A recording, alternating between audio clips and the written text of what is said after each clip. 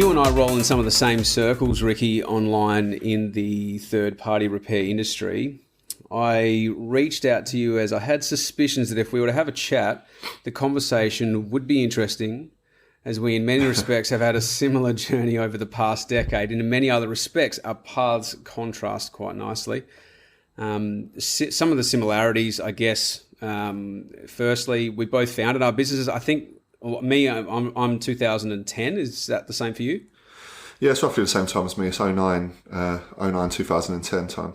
Right. And so another one is that we're both heavily invested in this industry now. So I'm not just talking monetarily. I'm referring to the fact that it's where our time is and our energy and our focus is spent. Whilst we're both advocates for all things third-party repair, our businesses both fall into the mobile phone and tablet repair sector of the industry, right? So that's That's right, yeah. Yeah, so that's a few of the similarities. The differences is, which I tend to really be interested in as well, which is you're based in the UK and I'm based in Australia, so other side of the world. And just that alone, I'm interested in. That's what are the things that we bring to the table that we completely agree on and disagree on, for that matter, despite the fact that we've had separate journeys over all these years. And similarly, what things do we bring to the table that we may potentially disagree on? So that's some of the differences that I'm interested in. And also you focus primarily, would you say, on the corporate world and myself retail? Is that right? Yeah, I'd say so. By the sounds of the way that we both work, your work is predominantly more retail facing and I am predominantly more business to business type of work. Right. And we've really only had one or two really brief chats prior to this one, as I had my suspicion. Yeah, I've had my suspicions. So you reached out to me, and I speak to a lot of people in the repair industry about various things because I like to try and spread knowledge far and wide the best that I can. But I am only one person. But we had a brief chat for about 30 minutes to an hour, just about things in general and this whole podcast idea and what it involved. And it was really quite refreshing to speak to you and sort of your ideas with how it would be exactly the same as I would do it. Hence why we're here right now. But yeah, just so that everyone listening knows, we don't actually know each other outside of having this discussion right now, other than a 30 to 60 minute chat that we had over a phone call a few weeks back now. So everything that we discuss on here, but in the week as well, we're going to try not to talk to each other too much, so we can save it for the podcast and we can talk to each other on a weekly basis and really get some good information out there. That's right, exactly right. I guess we could start by having a bit of a chat now about who our audience is. Sure. Yeah, and then maybe move on from there to doing some discussing what the format's going to be, why we're doing it, and what kinds of discussions we're going to be having. And then maybe just some brief introductions just at the end of this podcast, just to sort of get the first one up and running. So just with that in mind, who's the audience, do you think, that we're going to be aiming this at? I mean, although we are both predominantly mobile phones, tablets, computer, that sort of industry, the third-party repair industry, it spans much wider, much further than that. I'd like to think that we can capture as many industries as we can. If we aim for them all and we capture more than just us, then I'd say it's successful. But within those industries, I'd like to be able to get our message, get our story across to not just repair technicians or repair shop owners or business owners like us, but end consumers, customers, investors, suppliers, manufacturers, anyone that is involved with the repair sort of life cycle. I'd like if they could listen and understand and learn from it, then yeah, that would be great. How about, anyone else that you can think of? Well, yeah, of course, there's the home repair enthusiast. I'd probably say that's how I started this in the first place many years ago. So absolutely want to keep that in mind. And definitely. Yeah, and we're going to be heavily mobile phone, tablet, and computer repair orientated until we have guests on from other industries, of course. Yeah. So of course, yeah. Right, and so the format, roughly speaking, we did have a brief chat off mic how we see this going. What do you think will be the format roughly for each episode? So we've got a few good ideas to bring in down the line, but industry news. So looking at industry news and looking at the release of new devices, new hardware, and looking at it from sort of a repair mindset, that would be good, so that we can look at it from an angle that others may miss when they're doing reviews and they're doing teardowns. We can look at it from a more logical angle for repair technicians and for end consumers to understand how a device would be repaired. And special guests, it'd be really great to get some guests on. Although we are mobile phones, tablets and computers, you can go from this industry down so many different avenues. Just our little industry, you can go down so many different avenues. Exactly. To speak to people. Something like screen refurbishing, which I'm quite involved with. Micro soldering. You've got device recycling, sales, buyback, that type of thing. Parts, the same. So many different angles that you can go down. So it'd be really good to get people in to talk about that and expand knowledge. Absolutely. And I've seen some of the lists that we've been sort of adding to over the time that we've been having a chat prior to this. And I can see some great international guests. We've got ideas of having on from the UK, from Australia, Canada, USA, Germany as well. I can see there. Bit of a who's list as far as technicians go, who I'm really excited about getting to know and to learn lots from, right? Guests 100%, that would be the idea of getting them on. Yeah. Guests who potentially deal with the legal side of our industry. I know there's a lot of unanswered questions from people out there who may be interested to hear some of that sort of stuff. Marketing experts to dive deeper into the world, especially of planned obsolescence and what that means specifically. Maybe security experts.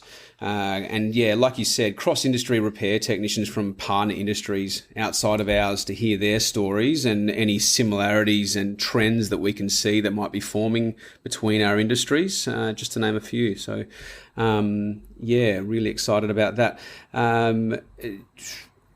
Why are we doing this, do you think? So that's the next section we want to talk about, why we're even doing this. What do you have to say there?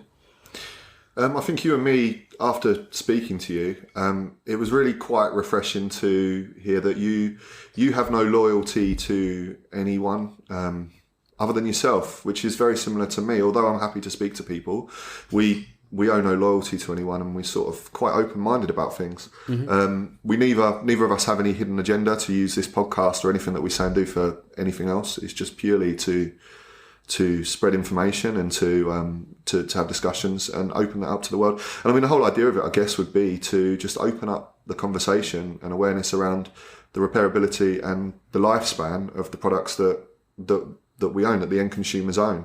Because at the moment, I don't think that the repairability is factored into products, especially in our industry, in the way that they really should do.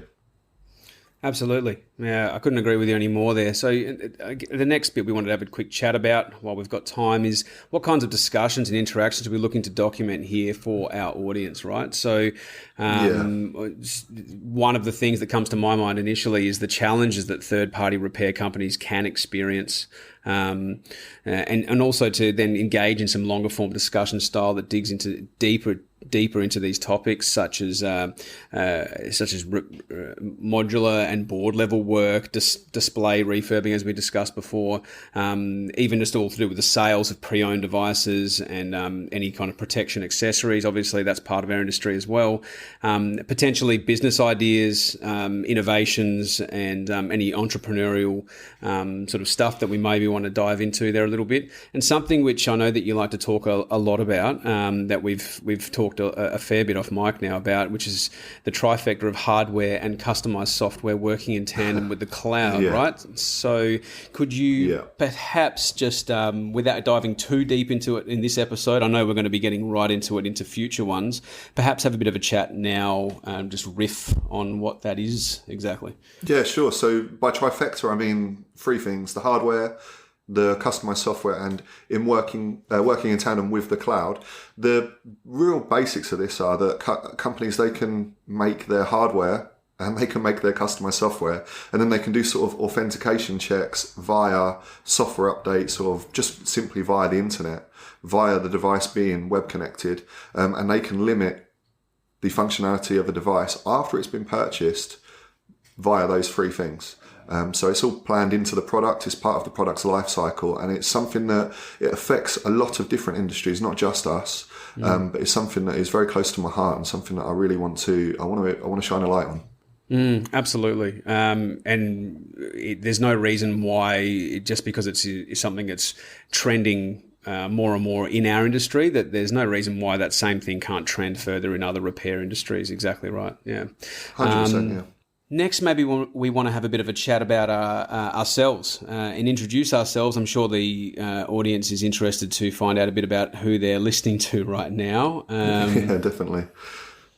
So with that, Tim, I mean, I can tell where you come from without us having a chat. But do you want to give us just a brief introduction of who you are, what you do, where you're from, and how you ended up sort of where you are today? Sure. I won't bore the crowd too much, but I fixed my first mobile in 2010. It was an iPhone 3G, which was actually the first iPhone that was released in Australian market. So we didn't have, we didn't have the original iPhone here. I don't know why that was actually. I never actually cared to find out. I'm sure someone out there will know the reason why that was. But the first one that came was the 3G. I dropped and cracked it, you know the story. And at the time where I live in Australia, there was no option to fix phones, really, especially not a broken iPhone. So myself, a couple of friends, we lived in a share house at the time. We pretty much all broke the same. We all had iPhone 3Gs and we all broke them within a month of each other and just bashed our heads together to try and work out how we could fix them, right? So out of necessity, we used eBay, bought some parts, had some dodgy little tools that come with those parts back in the day, and a video or two on YouTube, of which there really was not many to choose from at the time. We disassembled our phones, and we isolated the broken screen, of course, and then just reassembled it with a new screen. And then after that, we had business cards made up, distributed them to mobile phone accessory stores around town that existed at the time, really from the previous generation that was still about, and they were either at the time turning people away or telling them they had to send their phone away for weeks on end somewhere. And when we introduced ourselves, and this is 2011, we were largely welcomed by these businesses, and our business cards were handed out to all over the place, and these people would contact us, and over that year we just blew up, really. We grew the business we grew the business with no money to start. We just kept buying in more stock, storage space, workstations, just growing the business, new equipment, and any extra money after living expenses, we just continued to pump that back into the business. And then in 2012, we opened a shop. We still have that shop running. And around that time, we realized that in order to grow the business, we would need to stop working in the business and start working on the business, really. And in doing so, we hired technicians with far more experience than we ever had, who'd been working either in the exact industry or at least complementary industries, usually internationally. And then we looked to scale the business.